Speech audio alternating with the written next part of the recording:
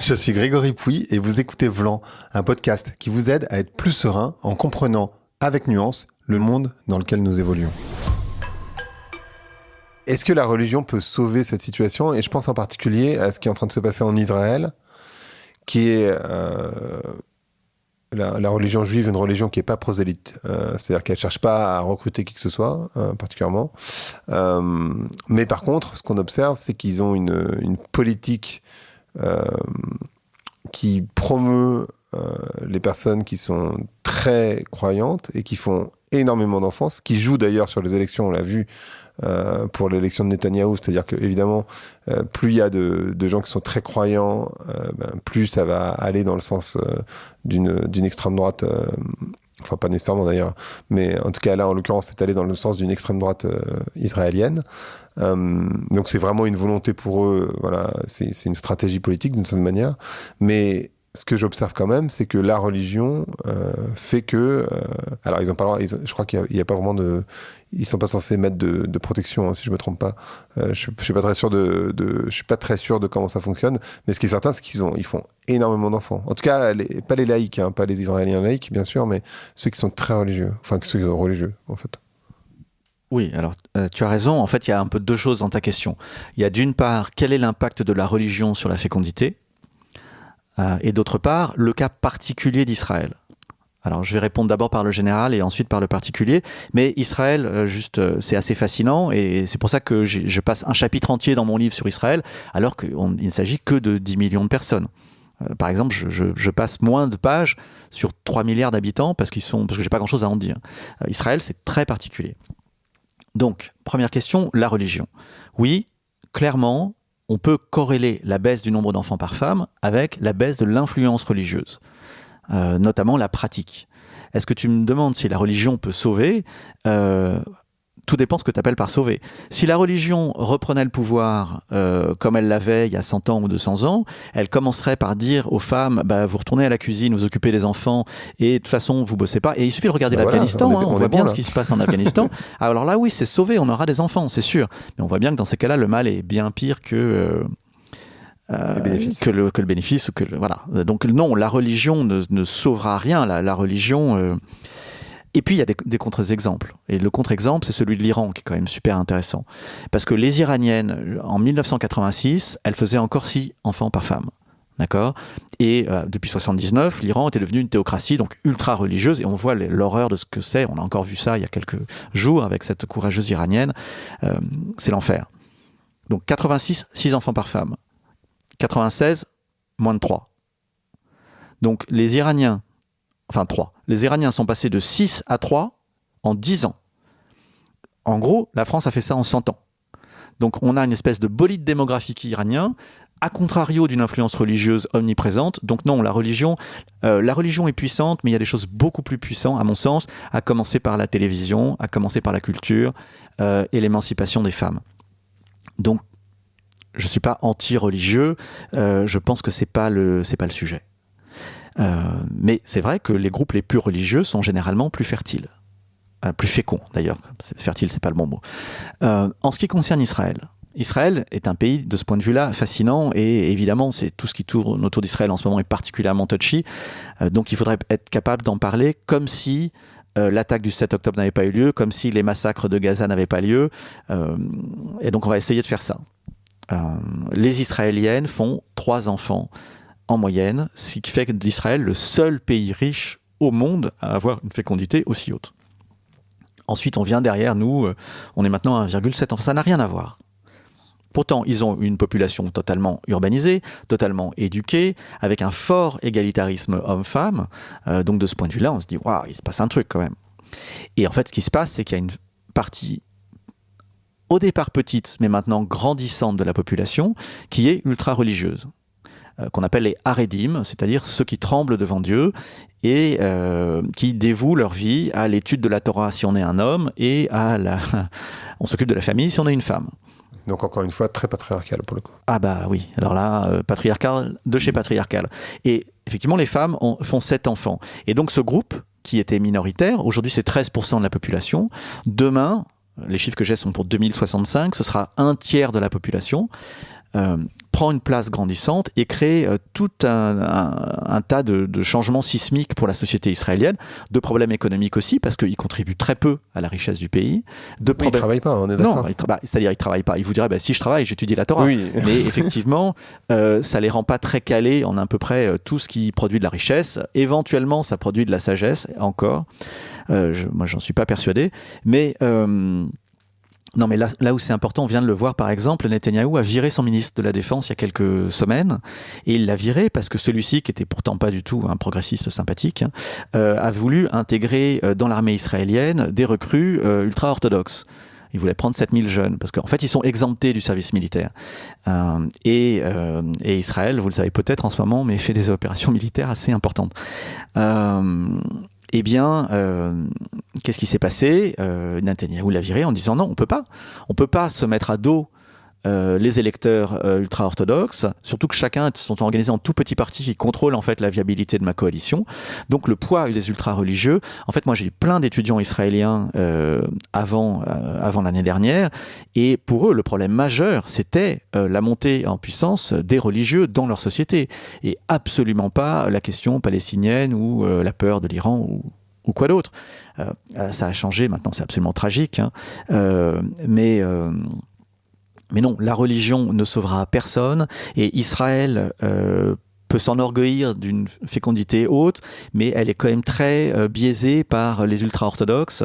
Si on regarde les laïcs, effectivement, ils font 2 enfants par femme, et donc ça les met au-dessus de tout le monde, mais on faisait 2 enfants par femme en France avant-hier, donc je pense que ça va baisser. Ce qui est intéressant aussi de voir, c'est que on connaît la fécondité des Juifs aux États-Unis. On la connaît pas en France, on mesure pas ce genre de choses, mais aux États-Unis on sait. Et aux États-Unis, ils font très peu d'enfants. Ils sont à 1,3, 1,4. Donc les Juifs laïcs en général sont plutôt peu féconds. Et j'ajoute que pour moi, à titre personnel, qui suis juif laïque, toute cette question de l'exceptionnalisme d'Israël, teintée en plus de la politique horrible menée actuellement par Israël, rend les choses infiniment compliquées. C'est très compliqué d'en parler, c'est très compliqué de faire court et d'en parler sereinement. Et finalement, je trouve qu'un seul refuge, c'est ce que le judaïsme a de meilleur, c'est les blagues. C'est vraiment ça qui me sauve. Ah bah si.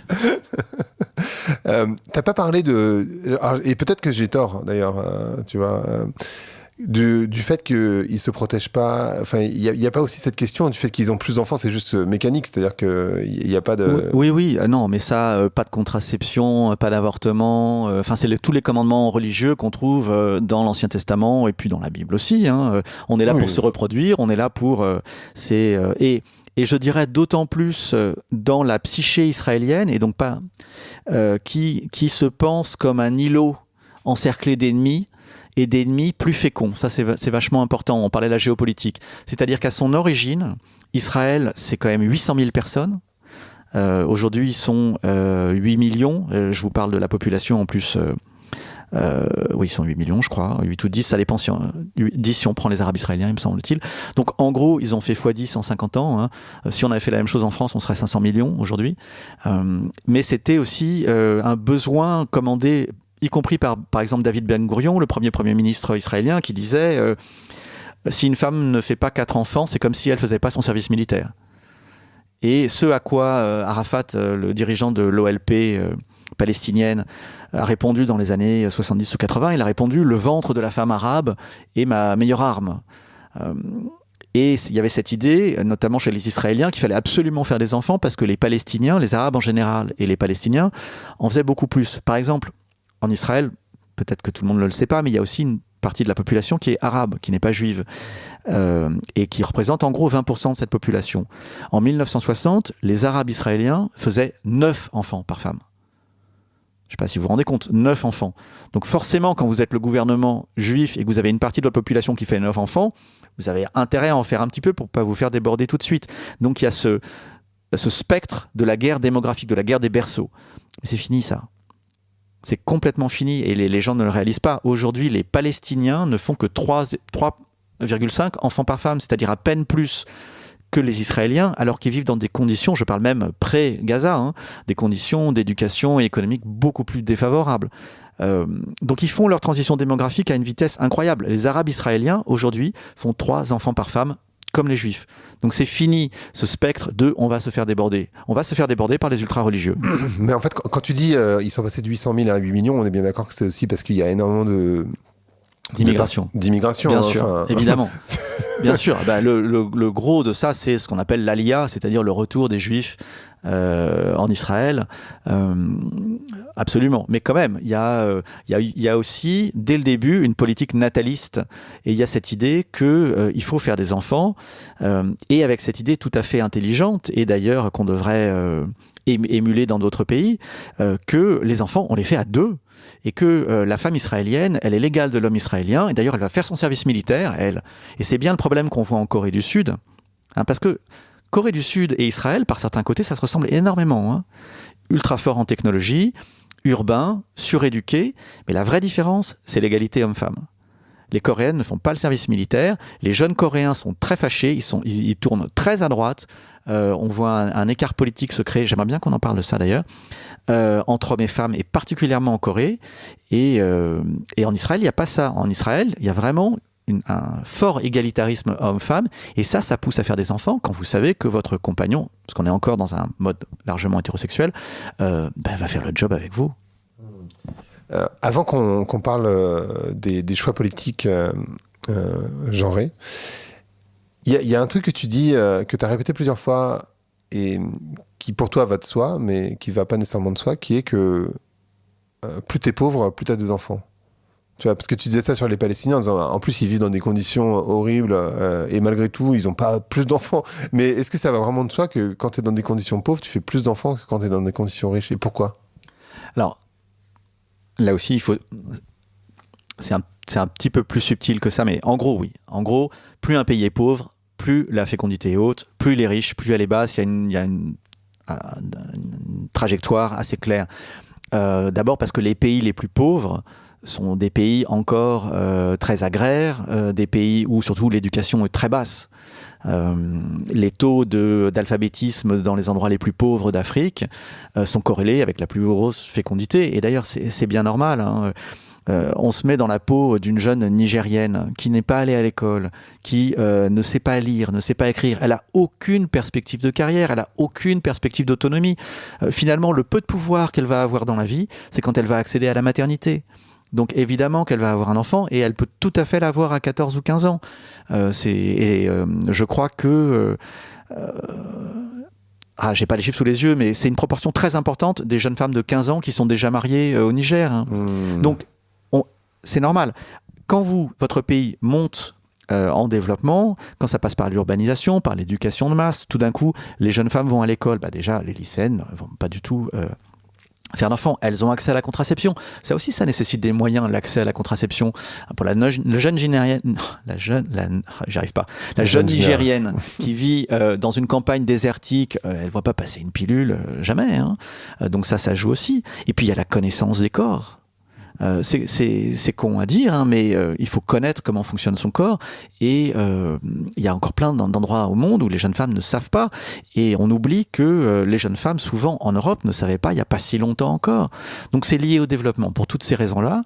Mais maintenant, l'éducation, c'est pas que l'école, c'est l'université. On voit bien que les coûts de l'éducation ont augmenté énormément. Dans certains pays, ils sont juste incroyables, hein, soit aux États-Unis, à Hong Kong, en Corée, et les parents investissent à fond, mais ça coûte très cher, donc ils vont pas avoir 5 enfants. Moi, je commence toujours mes cours par un petit sondage en demandant qui sait qu'il veut des enfants, qui sait qu'il n'en veut pas.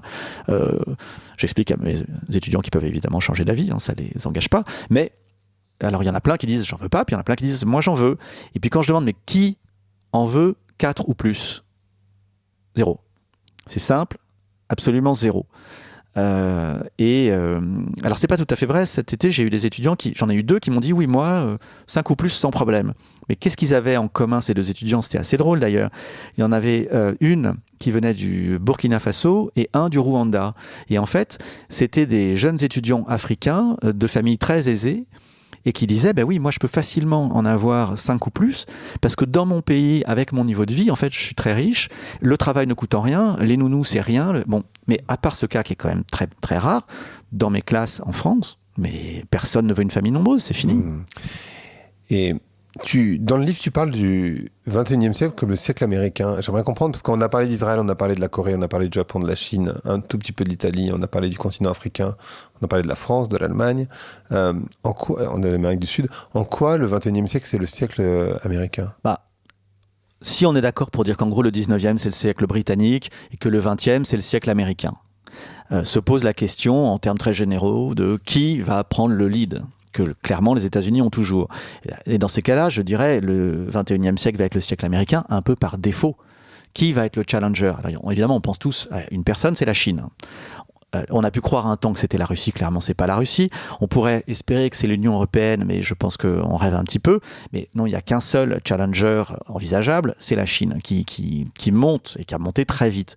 Mais la Chine, comme je l'ai dit, est complètement plombée par sa question démographique. Les États-Unis, absolument pas. Les États-Unis ont une fécondité en baisse, mais de 1,6. On s'est aperçu notamment que les hispaniques se mettaient à faire à peine plus d'enfants que les blancs non hispaniques, de même qu'on s'est aperçu pendant cette élection qu'ils se mettent à voter comme les blancs non hispaniques. Donc 1,6 c'est pas assez, mais c'est pas la fin du monde, surtout avec une immigration assez importante et choisie. Trump a beau dire immigration, je vais vous dire, à mon sens ça va absolument rien changer. Mais regardons la Chine. Parce que la Chine, c'est vraiment cette espèce d'étoile filante de développement. Et vous savez, ils avaient cette politique de l'enfant unique. Ils ont mis en place cette politique de l'enfant unique parce que dans les années 70, les démographes ont conseillé Deng Xiaoping en lui disant on a regardé la trajectoire, on pense que on sera 2,5 milliards en 2025 et qu'on sera 5 milliards en 2100. Vous imaginez Deng Xiaoping, comment ça 5 milliards en 2100 ? Ça va pas la tête.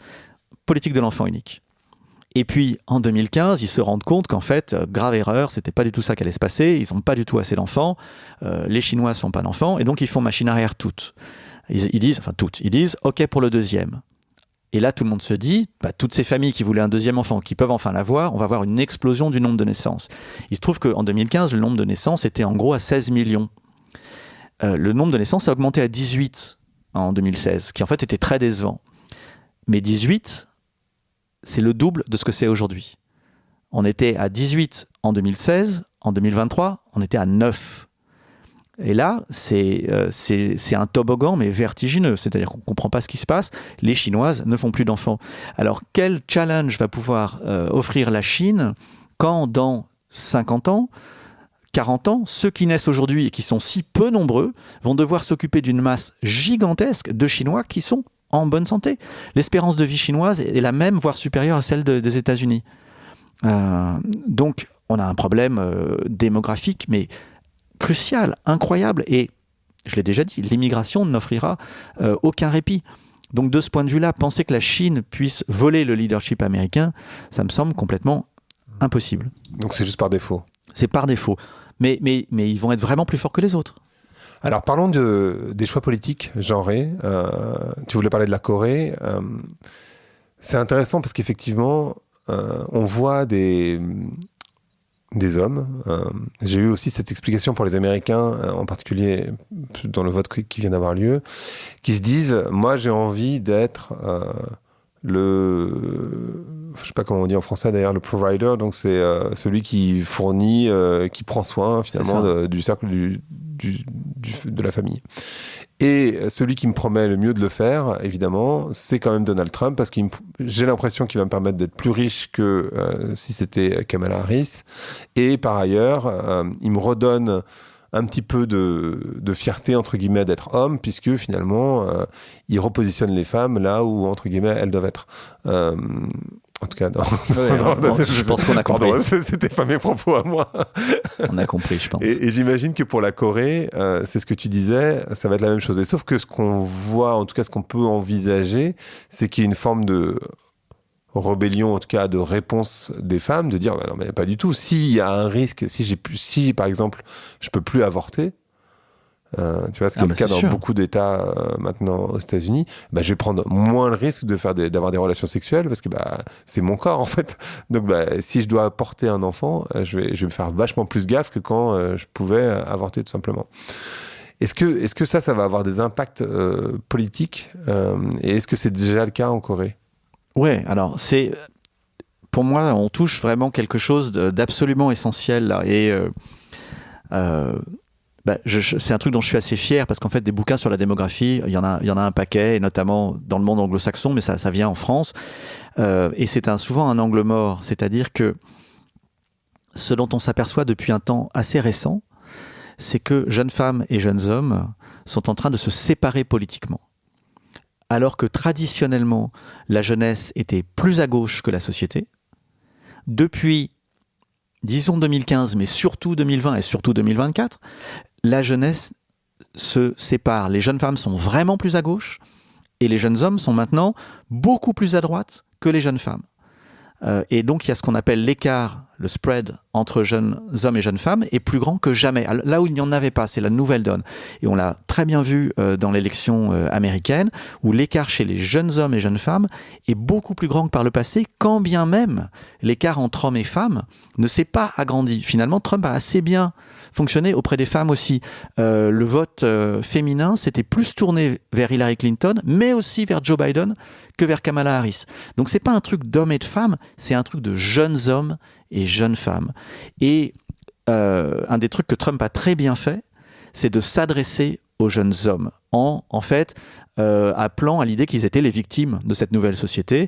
Donc Trump apparaissait avec des gars de l'UFC, le championnat des arts mixtes, là ultra violent. Il a fait le podcast le plus populaire, celui de Joe Rogan, pareil. Et Elon Musk et ce qu'on appelle les tech bros, les gars de la crypto, sont avec lui. Il envoie le signal, il dit jeunes hommes, je vous parle. Et ce que Trump fait, on le voit dans plein d'autres pays, cette mesure électorale de l'écart jeunes hommes, jeunes femmes. Et ça, c'est très important pour la démographie, mais on ne le lit pas encore, puisque ces jeunes hommes et ces jeunes femmes ne font pas leurs enfants maintenant, ils feront leurs enfants dans 5 ans, dans 10 ans. Mais on voit ce que ça fait sur leur sociabilité et leur sexualité, leur relation amoureuse. La raison pour laquelle les jeunes font moins l'amour, c'est aussi tout simplement parce qu'ils n'arrivent pas à trouver quelqu'un avec qui faire l'amour. C'est-à-dire que quand on demande aux gens « pourriez-vous être en couple avec quelqu'un qui a des opinions politiques divisées ?» nous, je vais parler pour ma génération, je suis quand même bien plus vieux que toi. Ça veut dire, je me dis, moi je suis plutôt, on va dire, gauche, centre-gauche, même si mes enfants disent que je suis très à droite. Donc, je me pose la question, est-ce que je pourrais tomber amoureux de quelqu'un qui aurait voté Jacques Chirac ou Nicolas Sarkozy ? Oui, je pense. On aura sûrement des conversations animées, mais oui. Mais maintenant, ça ne veut pas dire ça. Ça veut dire, est-ce que je pourrais sortir avec quelqu'un qui est contre l'avortement ? Est-ce que je pourrais sortir avec quelqu'un qui pense que la société, en fait trop avec ces histoires de viol et d'agression, et que finalement, le grand problème, c'est plutôt les fausses accusations ? On entend ça. Par exemple, le président coréen, qui est très à droite et très masculiniste, a dit, le problème en Corée, c'est pas le viol, c'est les fausses accusations. Ça, c'est un gros problème. Alors, quand on sait la misogynie de la société coréenne et les problèmes propres à la Corée, par exemple, et ça va avec la technophilie d'ailleurs. En Corée, ils font 2 trucs qu'on fait pas encore chez nous, j'espère qu'on fera pas. L'un, c'est ils ont plein de petites caméras espions qui mettent partout. Ça s'appelle le Molka. Et donc vous mettez des caméras dans les toilettes, il y a eu un petit problème à Sciences Po d'ailleurs à ce sujet. Tu veux dire les gens font ça, pas le oui, gouvernement ? Bien sûr. Non, pas le gouvernement. Les hommes font ça pour espionner les femmes. Et c'est tellement généralisé. Mais c'est tellement fou. Ouais, non, mais c'est horrible. C'est tellement généralisé, ça s'appelle Molka, qu'il y a une industrie de la détection de Molka maintenant. Parce que pour savoir si quelqu'un n'a pas mis une fausse tasse chez vous qui est en fait une caméra. Et là, ça fait déjà quelques années. Ils filment sous les jupes des filles, etc. Il y a eu plein de sujets comme ça. Mais cet été, il y a un nouveau scandale en Corée du Sud. Ils se sont rendus compte que dans plein de lycées, je vous parle de dizaines de milliers ou centaines de milliers d'étudiants, au lycée et au collège, les jeunes garçons créaient des deepfakes pornographiques avec les visages des élèves de leur classe. Et ensuite se les échangeaient sur Telegram, voire les revendaient à des adultes. Donc je ne sais pas si vous imaginez le degré de détérioration des relations hommes-femmes. Si au lycée vous êtes une jeune fille, vous êtes peut-être amoureuse de Bob. Le problème que Bob, c'est qu'il est en train de regarder un film porno avec votre tête dessus. Surtout les impacts sur la santé mentale. Ah mais c'est horrible. De toute façon, les Coréens, ils sont en dépression. Hein, ça fait aucun doute. Enfin, je généralise un petit peu, mais disons que c'est une société extrêmement difficile. Donc on a maintenant cette polarisation politique qui, avec des hommes à droite, des femmes à gauche, surtout chez les jeunes, et donc cette difficulté à la rencontre. Vous n'allez pas faire un enfant avec un Trumpiste si vous êtes une jeune femme, c'est mort. Et donc ça, on le voit dans le couple aujourd'hui, mais on ne le voit pas encore dans la fécondité parce qu'ils ne sont pas encore en âge de. Donc mon hypothèse, et je suis pour l'instant seul sur cette hypothèse, donc je suis hyper fier maintenant. J'espère que dans 5 ans, on va voir que j'ai dit n'importe quoi. C'est qu'on ne lit pas encore dans la fécondité l'effet de MeToo et de la résistance à MeToo, du retour de bâton. Parce que c'est quand même insensé de dire que le problème, c'est les fausses accusations. Moi, je pense par exemple à Caroline Fourest, qui est quelqu'un que j'admire d'une certaine façon et pour qui j'avais beaucoup de sympathie. Mais là, son dernier livre, où elle dit le problème, finalement, le wokisme va trop loin. Mais je trouve ça atterrant. Le problème de la société française, c'est pas les hommes accusés à tort, même si ça doit être absolument horrible, c'est les 100 000 viols par an. Et oui. Et c'est ça dont il faut s'occuper. C'est assez fou. Et d'ailleurs, j'entendais un truc qui reprend ce que tu disais d'un chercheur américain qui disait moi, quand j'étais jeune, la politique et les avis sur des sujets politiques, ça peut être Israël-Palestine, ça peut être la guerre en Ukraine, etc., où les choix politiques n'étaient pas, en fait, des discussions qu'on avait au moment de se draguer.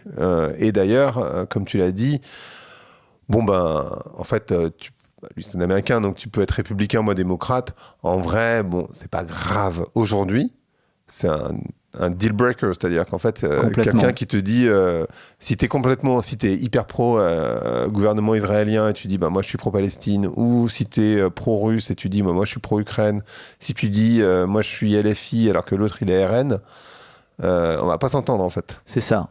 Et ça va venir très rapidement dans la conversation. Oui, et puis il ne faut pas ajouter, il y a un autre truc aussi qui est lié à où sont les républicains, les démocrates. C'est-à-dire que en fait, tu vis en ville, tu fais des études, t'es démocrate. Tu fais peu d'études et t'es dans des petites villes ou plus petits encore, t'es républicain, donc t'es même pas physiquement dans le même monde. Ce qu'on voit, c'est que les jeunes femmes qui ont maintenant des opportunités que leur mère et leur grand-mère n'avaient pas sont en train de réussir très bien, notamment à l'université, souvent mieux que les hommes. Or, on est tellement acculturé que la façon dont on cherche des partenaires est encore marquée par des décennies de culture, de patriarcat. Ça veut dire quoi ? Je vois bien que là je suis pas hyper clair, mais j'explique. Non, mais... une jeune femme diplômée, qui gagne bien sa vie, qui est autonome, elle veut pas sortir avec un connard qui partage des idées horribles, ça d'accord. Mais autre chose, elle veut pas non plus sortir avec quelqu'un qui en gros est pas aussi diplômé et aussi successful qu'elle. Et ça, c'est quelque chose que ne font pas les jeunes hommes, ou les hommes en général. Un jeune homme peut tout à fait être en couple avec une femme qui n'a pas le même niveau éducatif ou le même niveau de revenu, parce que, justement, provider, on est dans cette culture-là. Si bien que, comme par ailleurs, les femmes vont quand même très peu vers des hommes plus jeunes, finalement, elles s'auto-discriminent dans leur choix, et c'est pour ça qu'on a, je pense... toi et moi, par exemple, tant d'amis femmes formidables qui galèrent sur le marché de la rencontre hétérosexuelle. Et effectivement, alors que dès qu'un de nos potes, pourtant pas génial, devient pas hétérosexuel, est hétérosexuel, mais devient célibataire, on dirait un appartement place des Vosges, bradé, il part dans la journée. C'est à cause de ce mismatch. Et ça, on boucle avec la technologie, qui est l'autre force importante. La technologie amplifie ça. Les applications de rencontres font qu'on est en concurrence les uns avec les autres en permanence et fragilisent énormément la capacité à se rencontrer, d'une part, et toujours les technologies, la jeune génération s'informe beaucoup sur les réseaux, et donc rentre en fait dans des univers algorithmiques de confirmation d'une croyance. C'est-à-dire que si vous êtes anti-immigré, vous allez recevoir tellement de nouvelles qui vous expliquent des histoires horribles qu'ont fait les immigrés. Si vous êtes pro-immigré, vous allez avoir au contraire c'est formidable l'immigration pour l'économie. Et donc on rentre dans une segmentation et on se sépare les uns des autres. Et vraiment, j'insiste là-dessus. on mesure mal l'importance du poids technologique sur cette question et on le mesure mal et on ne sait pas trop comment s'en dépatouiller. Là, les Australiens proposent d'interdire l'accès aux réseaux sociaux pour les moins de 16 ans. C'est assez radical, mais ils considèrent que, en fait, on fait trop de mal et on a une jeunesse qui est trop désemparée. Je ne sais pas si c'est la bonne politique, mais c'est intéressant de prendre conscience que la technologie, en fait, a un rôle majeur. Et par ailleurs, tu l'as dit d'une certaine manière, mais j'aimerais bien réappuyer dessus, mais dans cette construction patriarcale dans laquelle on est quand même plus ou moins tous et toutes, l'homme est censé être provider, donc fournir les besoins, pas les besoins, mais l'argent, etc., etc. Dans une société où les femmes font plus d'études et où les hommes en font moins, en fait, c'est déjà, il y a des différences claires de choix politiques, etc. Mais ça devient de plus en plus difficile d'être provider, parce que du coup, si les femmes sont à ton niveau de vie, voire elles ont un niveau de vie supérieur, elles ont plus besoin, entre guillemets, du mec qui, lui, ne sait plus retrouver sa position en tant que mec. Complètement. C'est pour ça qu'on voit, et plus chez les jeunes encore, mais la tentation, finalement, de s'installer dans une certaine haine des femmes qui sont pas sympas. Ouais, c'est ça, ouais. Elles veulent pas sortir avec moi.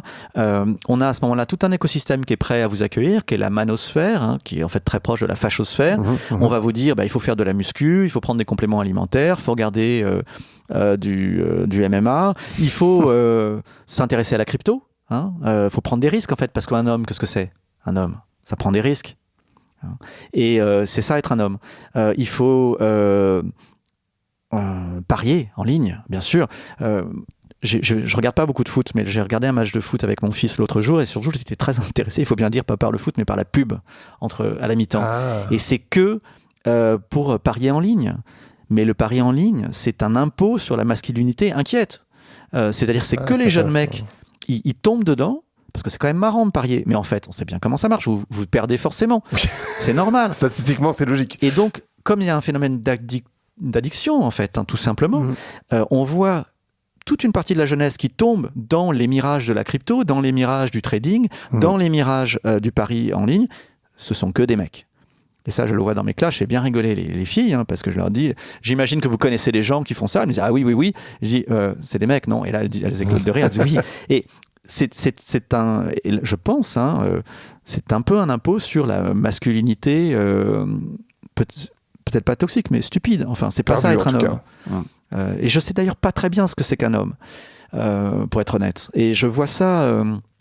Aux États-Unis, il y a un type que je suis, je partage pas toutes ses idées, mais qui s'appelle Scott Galloway.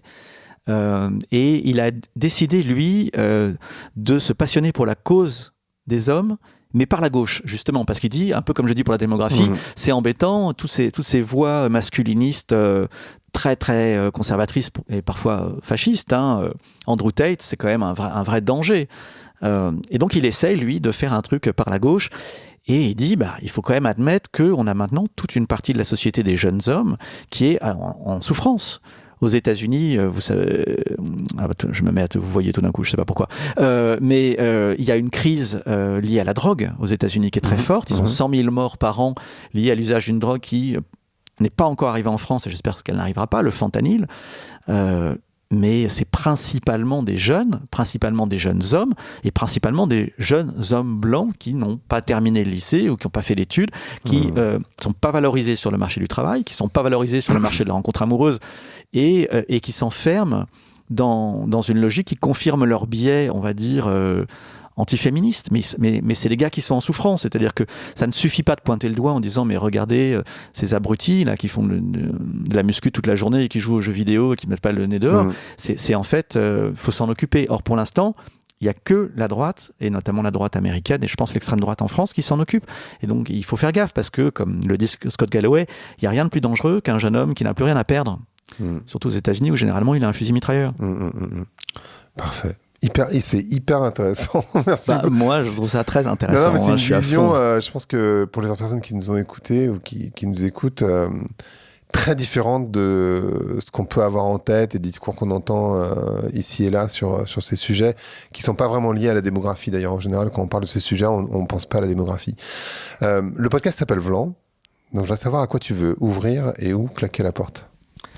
Alors, j'ai un peu révisé. Hein. Tant mieux, parce que j'ai oublié de te le dire avant d'enregistrer. Donc. Alors, en fait, idéalement, je voudrais ouvrir plein de portes et pas seulement une porte. Mais s'il fallait choisir, je dirais au jeu. J-E-U, bien entendu, hein, parce que le jeu, sinon, il est bien là déjà. C'est-à-dire que moi, dans la vie, j'ai remarqué que je ne suis jamais aussi heureux, mais aussi présent, mais aussi concentré, et mais aussi moi-même, que quand je joue avec les autres. Et donc, j'essaye notamment dans mes cours de faire des jeux. Dans mon livre, il y a des jeux. Il y a une forme de prise avec sa part d'enfant, je sais pas, de pleine présence, quelque chose d'extrêmement joyeux dans le jeu. Et je trouve que dans une époque qui est quand même marquée par son anxiété, on est anxieux, finalement on souffre de notre anxiété presque plus que des raisons pour lesquelles on est anxieux. C'est sûr. Et ben j'essaye moi d'introduire du jeu et je recommande ça. Et c'est aussi ça qui me rend assez optimiste un petit peu sur le vieillissement, parce que je pense que ma génération, donc moi je suis Gen X, enfant de baby boomer, j'ai 54 ans, une part de nous est restée jeune. On intègre dans la vieillesse une part de la jeunesse. Et ça, voilà, je m'y attelle. Parfait. Merci beaucoup à toi. Eh ben, c'était un plaisir. Merci à toi. Merci. Ce podcast a été monté et mixé par le studio Plink, qui accompagne Vlan depuis ses débuts. Donc si vous avez besoin de vous faire accompagner par de vrais professionnels sur toutes les étapes de votre podcast de marque, de l'idée en passant par l'enregistrement, qu'il soit audio ou vidéo, le montage, le mixage et la diffusion, n'hésitez pas à faire un tour sur leur site web. C'est plink.studio, Plink.studio. Merci d'avoir écouté Vlan. Si vous avez aimé l'émission, n'hésitez pas à mettre des étoiles sur vos plateformes de podcast préférées. Vous pouvez aussi partager l'épisode sur vos réseaux sociaux, Instagram Stories, Facebook, LinkedIn, où vous voulez. Je suis Grégory Pouy. Vous pouvez me retrouver sur l'intégralité des plateformes sous le nom Greg from Paris. Si vous avez des idées pour des invités, si vous avez des commentaires, n'hésitez surtout pas à m'envoyer un message. Allez, merci et à bientôt.